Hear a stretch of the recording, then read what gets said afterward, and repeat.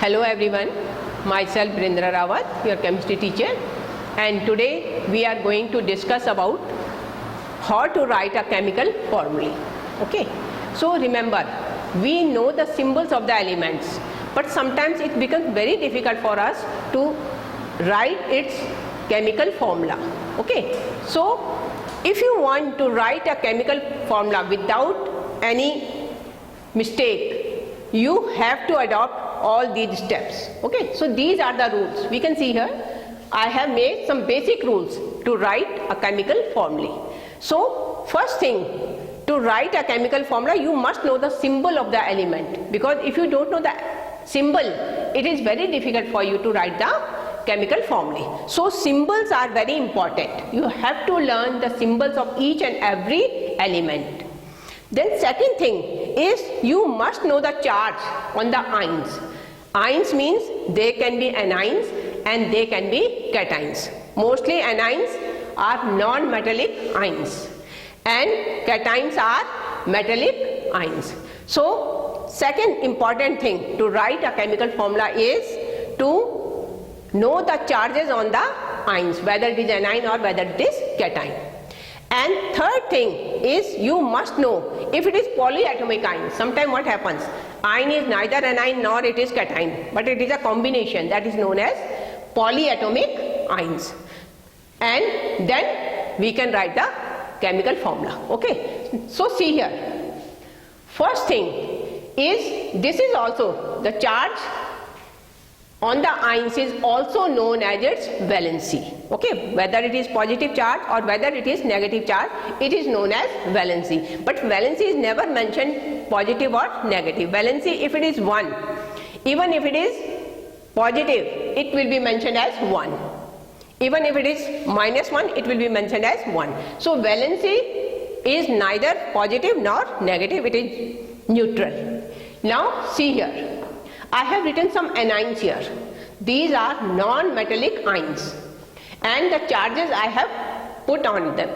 This is H positive, H negative, Cl negative, Br negative, iodide negative, oxide 2 negative. This is sulfide 2 negative and this is nitride 3 negative. So these are the charges on these non-metals. Now second is cations. Cations mean metallic ions. Okay, so these all are metals, and valency you know na, when they are giving their electrons. So sodium loses 1 electron and makes cation, 1 positive charge. So these all, sodium, potassium, silver and copper, they are having just 1 positive charge on them. Okay, because they are giving 1 electron, and these are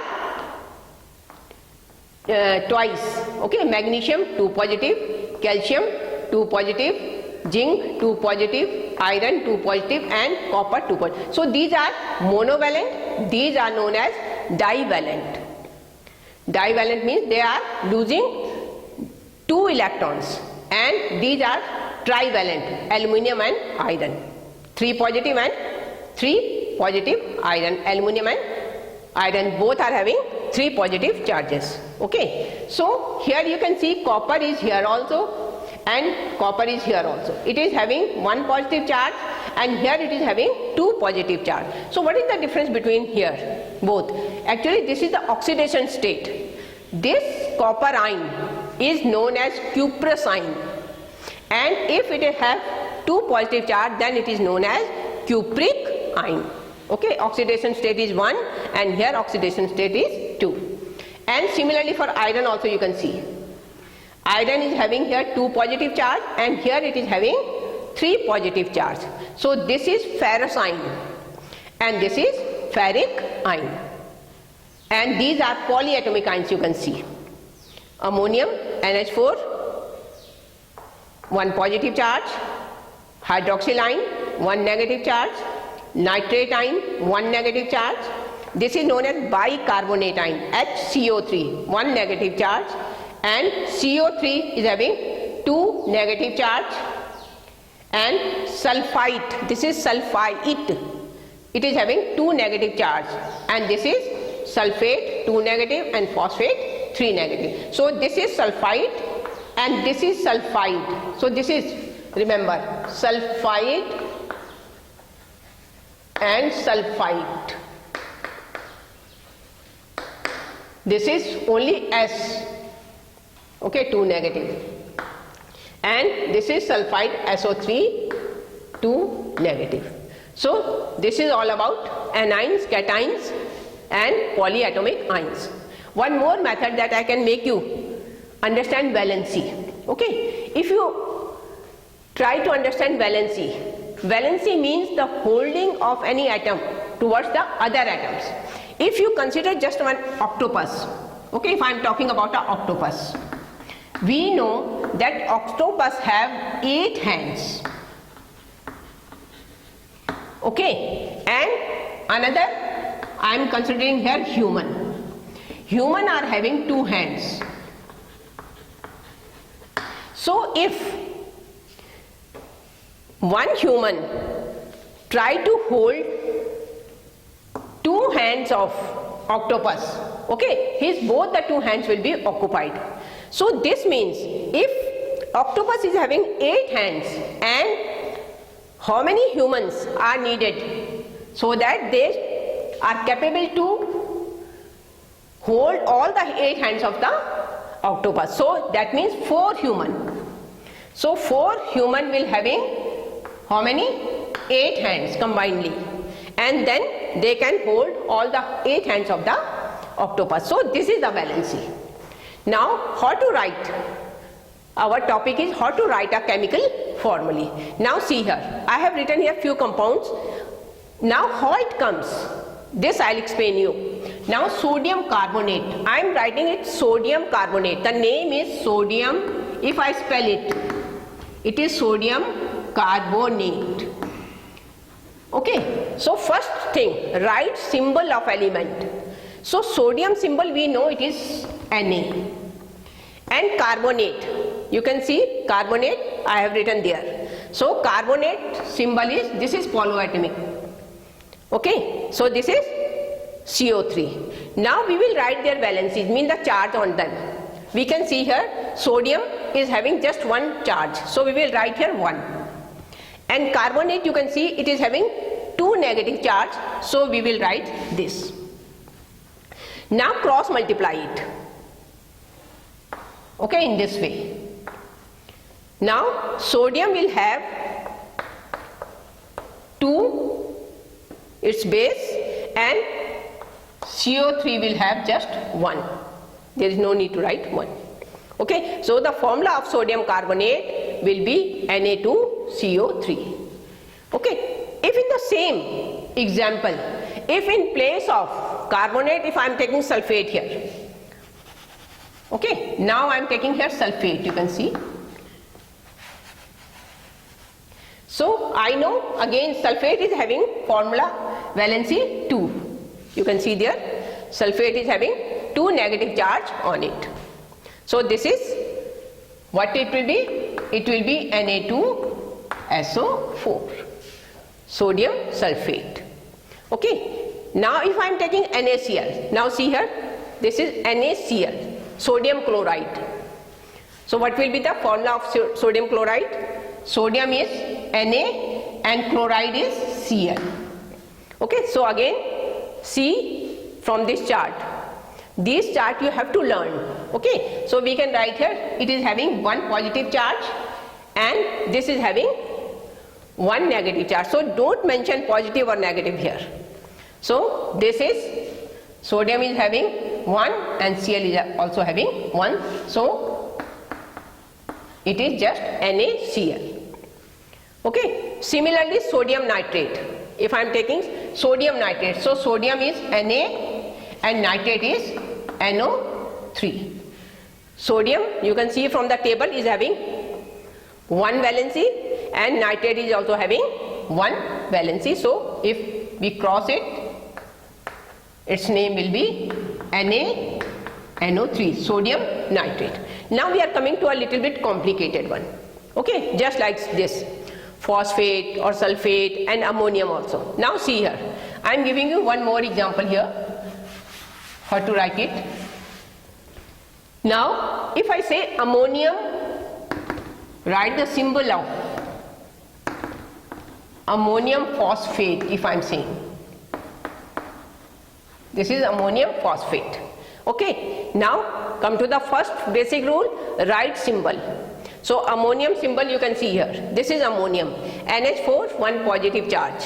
So we will write here NH4, 1 positive charge. And phosphate ion we can see here, this is polyatomic ion, so this is phosphate, PO4 we will write here. Don't write here charge, okay. Now write it here. Ammonium is having just 1 and phosphate is having 3, so we will write it like this. So this 3 will be here and this 1 will be here. So how we will write it? We will write it like this. NH4 whole thrice PO4. Okay, ammonium is having whole thrice and phosphate is having just 1. So this is the formula of ammonium phosphate. Now one more example I am taking here, that is aluminium sulfate. Now see, another example is aluminium sulfate. I am saying aluminium sulfate, okay. I am writing the name of the compound, aluminium sulfate, okay. This is the name given to you. Now you have to write its symbol. So aluminium, you know, symbol is Al, okay, and sulfate, the symbol of sulfate is SO4. Again write the charges on it. So aluminium we can see it is having 3 positive charge, so we will write here its valency is 3. And sulfate we know it is having 2 negative charge, so its valency is 2. Now cross multiply, okay, cross it like this. So Al will be Al2 and SO4 will be whole thrice. So this is the formula of aluminium sulfate. Now if, keep in mind, if it is cuprous salt, then you will take the valency 1, and if it is cupric salt, then you will take the valency 2. And similarly for iron also. If it is ferrous, then you will take valency 2, and if it is ferric, then you will take valency 3. One example I am giving you here of ferrous and ferric. See here. If it is ferrous, this is ferrous sulfate. Okay, now ferrous sulfate. How you will write ferrous sulfate? Ferrous means Fe and sulfate means SO4. Now ferrous is having 2 valency, remember it. Okay, so we will write here 2, and sulfate is also 2. So cross it. So the symbol will be FeSO4. This is ferrous sulfate. But now if I make it ferric sulfate, I am just changing it over here, you can see. Now if in place of ferrous, now it is ferric. Now this is ferric sulfate. Okay, so again I will write here Fe and then I will write here sulfate. But here now I will take this valency, I will take 3 positive. So I will write here 3 and here I will write 2 and cross it. So this will be Fe2 and SO4 whole thrice. So see here the difference between both.